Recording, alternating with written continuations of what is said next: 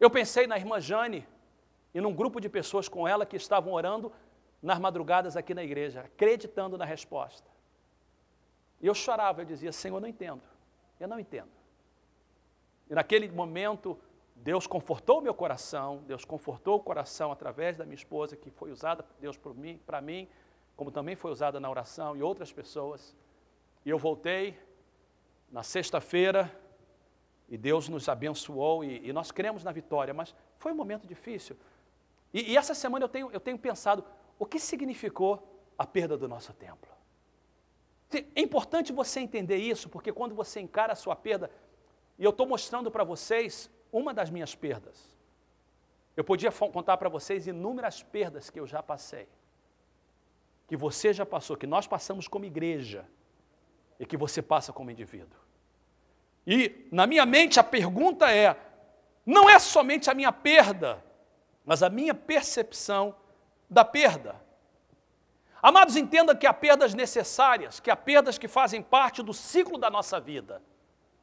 Há perdas que fazem parte do nosso dia a dia, nós somos seres humanos. Mas cedo ou mais tarde você vai perder alguém, você vai perder sua mãe, seu pai, você vai perder seu cônjuge, um dia vai morrer, a morte é inevitável. Perder trabalho, perder carro, faz parte da realidade da vida. Existem perdas que fazem parte do nosso crescimento como indivíduo. São perdas necessárias. Quando você passa por uma perda, pergunte, essa é uma perda necessária? Faz parte do ciclo da vida? Faz parte da minha realidade? Mas vamos ser sinceros, há perdas desnecessárias. Eu vou usar uma palavra forte porque ela foi usada para mim essa semana. Há perdas que fazem parte da nossa própria estupidez. Nós passamos por essas perdas porque fomos estúpidos o suficiente para entrar em situações que nos colocaram no lugar que nós estamos hoje. Relacionamentos. Existem pessoas que entraram em casa por estupidez própria, decisões erradas, algumas decisões que fizeram parte de pecado em nossa vida e hoje estão trazendo consequências de perda. Seja qual for, nós temos que parar e encarar de frente. Sabe o que é o grande problema nós crentes, principalmente nós crentes, principalmente nós pentecostais? Quando a gente passa por uma perda, a gente tenta racionalizar a perda e espiritualizar a perda. Então, por exemplo, quando alguém perde uma criança, quando alguém perde o trabalho, ou no nosso caso, daquela quarta-feira, quando o seguro disse não, e eu tenho que voltar sem a resposta. Eu tenho que voltar para a igreja, dar à diretoria o relatório, dar à igreja o relatório que nós não conseguimos o que nós fomos lá alcançar. E a gente tenta racionalizar e espiritualizar. E de que forma a gente racionaliza e espiritualiza? Talvez era parte do plano de Deus. Deus tem algo melhor. Deus vai te dar outro relacionamento. Deus vai te dar outro filho. E tudo isso é verdade. Mas isso, se não acontecer, isso só pode acontecer após a gente fazer um desafio à nossa perda. Não tente racionalizar, não tente espiritualizar. Eu vou ser sincero para você, eu não sei por que Deus não nos deu a vitória naquela quarta-feira. Eu não sei, até agora não sei. Eu não vou dizer eu sei que Deus vai fazer tudo bom, mas eu não sei. Da mesma forma que Jó não sabia por que ele perdeu tudo, nós sabemos por quê, ele não sabia. A verdade é que muitos de vocês não sabem o porquê. O Márcio e a Mary faziam uma entrevista para nós, para o encontro de casais que nós vamos fazer antes do culto. E ele estava com o Noah na mão e disse assim, minha esposa perdeu 2 filhos, hoje nós temos o Noah aqui. Agora é fácil, amém por isso. Mas eu acompanhei eles. Agora, quando a gente vê o Noah no colo deles, a gente sabe por que Deus fez isso. Mas quando eles perderam, era outro caso. Quando a gente passa, a gente precisa de ter um tempo para a gente encarar as nossas perdas. E a gente tem que entender por que eu perdi o que eu perdi. Era uma perda necessária ou era uma perda por causa de estupidez da minha parte, de pecado em minha vida, de decisão errada. Nós só vamos resolver, preste atenção nessa frase, Nós só vamos resolver a nossa perda quando nós entendermos claramente a perda e aprender a abrir mão, a aceitar, a dizer adeus, a let go. O problema não são as perdas, gente.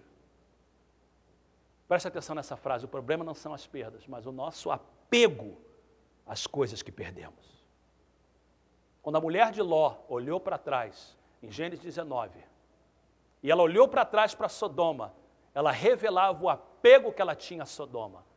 Quando aquela querida irmã não consegue liberar o seu esposo na sua morte, ele já está no céu, mas no seu coração ela não consegue dizer adeus, é porque ela está apegada a ele mais do que a Deus.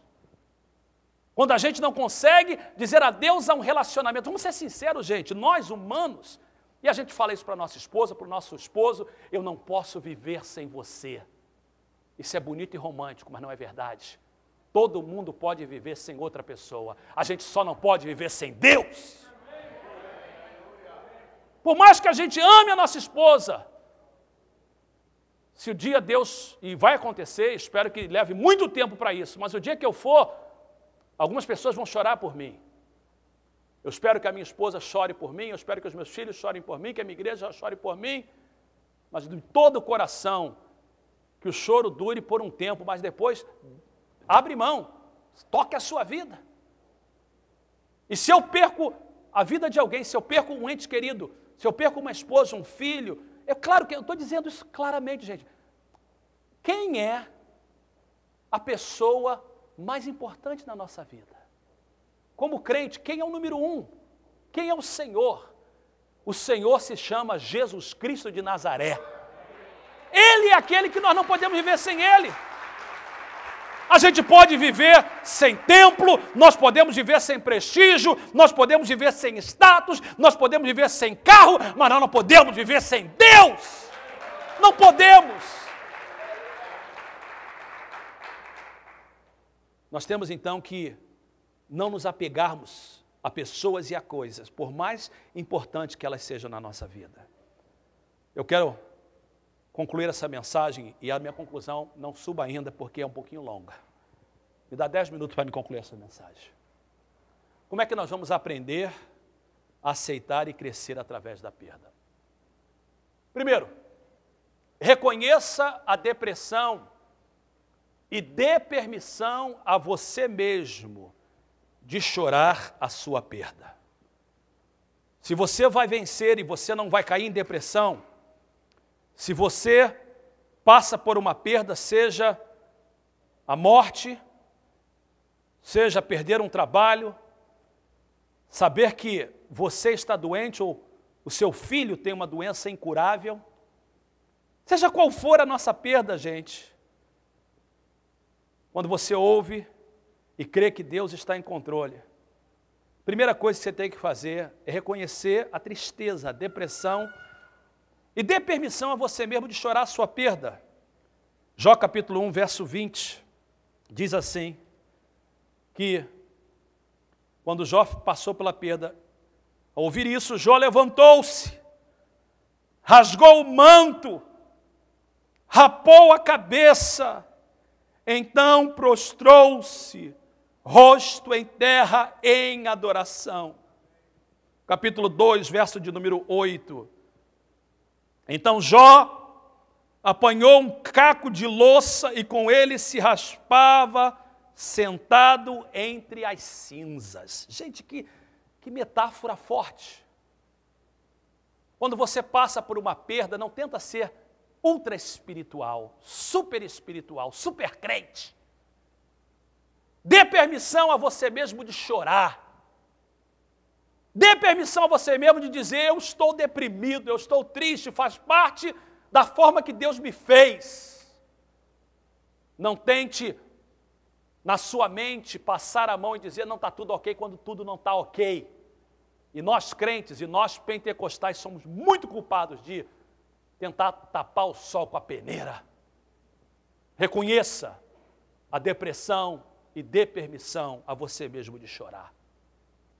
Número 2, identifique a perda.